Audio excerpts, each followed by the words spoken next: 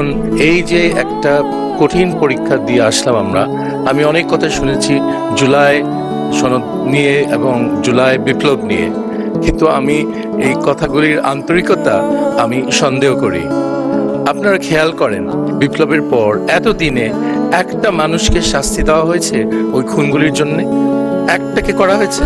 আওয়ামী লীগের মন্ত্রীগুলি আমাদের জেলে বসে আছে, তাদেরকে নিউরেমবার্গ স্টাইল ওয়ার ক্রাইমসে একটা আন্দোলন করতে হবে আমাদেরকে, তাকে ওখানে আদালতে নিতে হবে এদেরকে, তাদের কাউকে শাস্তি দিব না আমরা। তাহলে এটা কি ধরনের শ্রদ্ধা দেখাচ্ছি আমাদের জুলাই শহীদদের জন্য?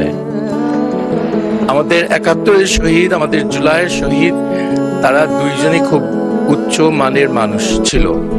আমরা তাদেরকে হারিয়েছি, কিন্তু আমাদের জ্বালাময়ী বক্তৃতা দিয়ে কোনো লাভ নাই। তাদের বিচার, তাদের আক্রমণের বিচার আমাদের দিতে হবে। এটা না দিলে মানুষ কোনো পাত্তা দিবে না।